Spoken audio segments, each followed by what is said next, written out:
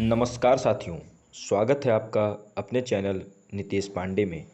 अभी तक आपको चैनल पर हिंदी, विज्ञान, गणित, सामाजिक अध्ययन, शांति शिक्षा, शैक्षिक प्रबंधन लगभग सभी सब्जेक्ट की क्लासेस दी जा रही हैं।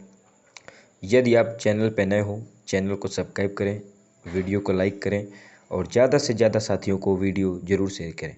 अब आज आपको विज्ञान की चौथी क्लास रोमेश सर पढ़ाएंगे। यदि आपने अभी तक 3 लेक्चर नहीं देखे हैं, ऊपर आई बटन में टच कर 3 लेक्चर भी देख सकते हैं। यदि वीडियो पसंद आए तो लाइक ज़रूर करें और अपने कमेंट बॉक्स में जो भी आपको जिस विषय पर पढ़ना हो ज़रूर बताएं। तो अब आप साथियों रोमेश सर के साथ क्लास का एंजॉय करिए। नमस्कार साथियों, मैं रोमेश वर्मा आपका अपने YouTube चैनल नितेश पांडे में स्वागत करता हूं। मैंने 2 क्लास अच्छी तरीके से डिस्कस की हैं। आप सभी को उम्मीद है समझ में आया होगा। आज तीसरी क्लास है आवर्त सारणी की सामान्य जानकारी, विद्युत ऋणात्मकता। तो आइए इस चैप्टर में देखते हैं क्या क्या क्वेश्चन परीक्षा में पूछे गए हैं, कौन कौन से क्वेश्चन इंपॉर्टेंट हैं। तो पहला क्वेश्चन, मेंडलीव का आवर्त नियम क्या होता है। मेंडलीव का आवर्त नियम क्या होता है तथा इसके सामान्य लक्षण बताइए। तो मेंडलीव जी के अनुसार तत्वों के भौतिक तथा रासायनिक गुण उनके द्रव्यमानों के आवर्ती फलन होते हैं। मेंडलीव जी ने बताया तत्वों के भौतिक तथा रासायनिक गुण उनके द्रव्यमानों के आवर्ती फलन होते हैं। इस डिफिनेशन को आप अच्छी तरीके से याद कर लीजिए, बहुत बार पूछी गई है। फिर मेंडलीव जी ने सभी तत्वों को बढ़ते हुए द्रव्यमानों के अनुसार व्यवस्थित करके एक सारणी बनाई थी। मेंडलीव जी ने एक सारणी तैयार की थी जिसमें तत्वों को उनके द्रव्यमानों के अनुसार, उनके भार के अनुसार बढ़ते हुए क्रम में व्यवस्थित किया था, जिसे मेंडलीव की आवर्त सारणी के नाम से जाना गया। फिर देखते हैं इस सारणी के क्या क्या लाभ हैं, क्या क्या लक्षण है इस सारणी से। इस सारणी में प्रत्येक आवर्त में तत्वों की व्यवस्था उनके बढ़ते परमाणु द्रव्यमानों के क्रम में है। जितने भी आवर्त हैं उनमें तत्वों की व्यवस्था कैसे की गई है, उनके परमाणु क्रमांक, जो परमाणु द्रव्यमान है, उनके बढ़ते हुए क्रम में है। दूसरा पॉइंट, एक ही समूह में स्थित तत्वों के गुण, कोई भी समूह है उसमें स्थित तत्वों के गुण जैसे संयोजकता, विद्युत धनात्मकता और विद्युत ऋणात्मकता, सभी में क्या होती है, समानता पाई जाती है। प्रत्येक आवर्त में बाएं से दाएं चलने पर तत्वों की ऋण विद्युत संयोजकता कम होती है। सारणी का यह लक्षण इंपॉर्टेंट है। प्रत्येक आवर्त में बाएं से दाएं चलने पर तत्वों की ऋण विद्युत संयोजकता कम होती है, अर्थात धन विद्युत संयोजकता बढ़ती जाती है। सेम उसका उल्टा, अगर ऋण विद्युत संयोजकता कम होगी तो धन विद्युत संयोजकता बढ़ जाएगी। सिंपल सी बात। फिर पूछा गया है मेंडलीव की आवर्त सारणी के क्या क्या दोष और क्या क्या गुण हैं। तो सबसे पहले हम गुण पर डिस्कस करेंगे कि मेंडलीव की आवर्त सारणी के क्या क्या गुण निकल कर सामने आए। मेंडलीव की आवर्त सारणी से, इनकी आवर्त सारणी से तत्वों के जितने भी भौतिक और रासायनिक गुण, उनका अध्ययन करना एकदम सरल हो गया था, क्योंकि जितने समान गुण वाले तत्व हैं उनको एक ही समूह में रखा गया है। इसलिए किसी भी तत्व का अध्ययन कर लेने से शेष जितने भी तत्व हैं उनके गुणों के विषय में पता चल जाता है। अगला गुण क्या है, नए तत्वों की खोज में सहायता। मेंडलीव जी ने ऐसी आवर्त सारणी बनाई कि उसमें कुछ स्थान खाली छोड़ दिए, और ये खाली स्थान उन तत्वों से संबंधित थे जिनकी खोज तब तक नहीं हुई थी। इस प्रकार मेंडलीव की मूल आवर्त सारणी से नवीन तत्वों की खोज तथा शोध में मदद मिली। जैसे बाद में कई तत्व खोजे गए, स्कैंडियम है, गैलियम है, जर्मेनियम है, ऐसे कई तत्वों की बाद में खोज हुई। फिर अगला गुण क्या है, सही परमाणु भार ज्ञात करने में सहायता। सही परमाणु भार ज्ञात करने में क्या सहायता हुई, पहले बेरिलियम का परमाणु भार 13.5 माना जाता था। बेरिलियम के गुण मेंडलीव की मूल आवर्त सारणी के दूसरे समूह के तत्वों के गुणों से समान है।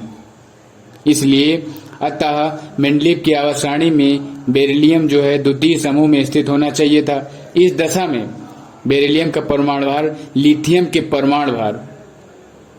परमाणु भार 7 होता है तथा बोरान का परमाणु भार 11 होता है के बीच होना चाहिए था। इससे मेंडलीव ने यह निष्कर्ष निकाला कि बेरिलियम का परमाणु भार 13.5 न होकर के 9.4 है। तो इससे सही परमाणु भार ज्ञात करने में सहायता मिली। फिर अगला गुण क्या देखा गया कि इनकी आवर्त सारणी में 36 खाने तथा 9 ऊर्ध्वाधर खाने हैं। 36 खानों को आवर्त कहा गया और ऊर्ध्वाधर खानों को समूह या वर्ग कहा गया। फिर इनकी सारणी के क्या क्या दोष निकल कर बाहर आए। अगर वीडियो पसंद आ रही हो, अगर नोट्स आपको पसंद आ रहे हो तो वीडियो को शेयर जरूर करें और सभी साथियों तक ये नोट्स जरूर पहुंचाएं ताकि अच्छे से अच्छी पढ़ाई कर सकें और अच्छे से अच्छे अंक प्राप्त कर सकें। तो इन मेंडलीव के दोष क्या क्या थे आइए देखते हैं।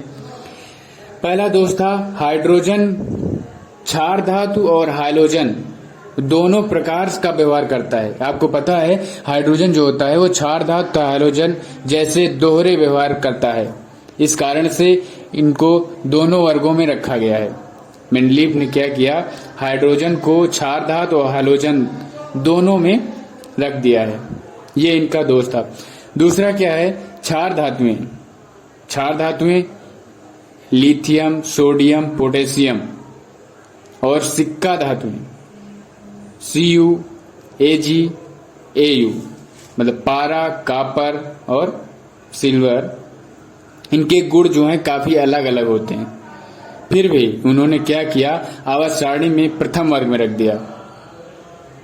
तीसरा दोष क्या निकल कर आया, समान तत्व, जो समान तत्व हैं पारा, copper, gas, silver, thallium, barium तथा लेड, इनके गुण में समानता है, फिर भी इन्हें अलग अलग वर्गों में रखा है।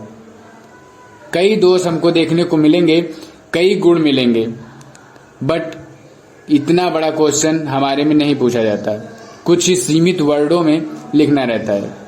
इसकी वजह से सीमित वर्ड में ज्यादा सही रहेगा। टाइम को देख करके वैसा ही आंसर लिखना चाहिए। फिर अगला क्वेश्चन क्या पूछा गया एग्जाम में, आवर्त तथा वर्ग किसे कहते हैं। आवर्त क्या होते हैं, वर्ग क्या होते हैं। तो आवर्त क्या होते हैं पहले ये देखते हैं। आवर्त सारणी की 36 पंक्तियां, जो आवर्त सारणी मेंडलीव की है उसकी 36 पंक्तियां आवर्त कहलाती हैं। इसमें कुल 7 आवर्त हैं, जिसमें से प्रथम 3 आवर्त लघु आवर्त हैं और शेष आवर्त जो हैं दीर्घ आवर्त, जिनमें से 7वां आवर्त अपूर्ण है, अभी भी अपूर्ण है। अब वर्ग किसे कहते हैं, सारणी में 8 ऊर्ध्वाधर खाने हैं।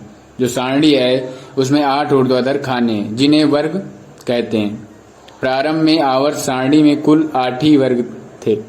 शुरुआत में सारणी में केवल 8 वर्ग थे। अक्रिय गैसों का शून्य वर्ग बाद में जोड़ दिया गया, जिससे अब सारणी में 9 ऊर्ध्वाधर खाने हो गए। फिर अगला क्वेश्चन देखते हैं, विद्युत ऋणात्मकता। ये भी क्वेश्चन कई बार पूछा गया है, आप लोग अच्छे से इसको याद कर लीजिएगा।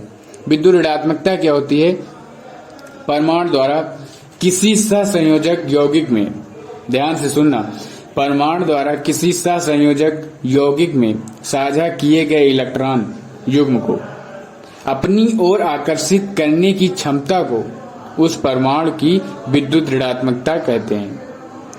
अच्छे से सुनना इसको, परमाणु द्वारा किसी सहसंयोजक यौगिक में साझा किए गए इलेक्ट्रॉन युग्म को अपनी ओर आकर्षित करने की क्षमता को उस परमाणु की विद्युत ऋणात्मकता कहते हैं। अच्छे से डेफिनेशन को याद कर लीजिए। जब कोई 2 परमाणु सहसंयोजक बंध द्वारा जुड़े होते हैं, जब कोई 2 परमाणु सहसंयोजक बंध द्वारा जुड़े रहते हैं तो साझा किए गए इलेक्ट्रॉन युग्म को तो साझा किए गए इलेक्ट्रॉन युग्म को जो परमाणु अपनी ओर अधिक आकर्षित करता है, उसकी विद्युत ऋणात्मकता अधिक होती है। याद रखना, जब कोई दो परमाणु सहसंयोजक बंध द्वारा जुड़े होते हैं तो साझा किए गए इलेक्ट्रॉन युग्म को जो परमाणु अपनी ओर अधिक आकर्षित करता है उसकी विद्युत ऋणात्मकता अधिक होती है। ये पॉइंट आप लोग याद रखना।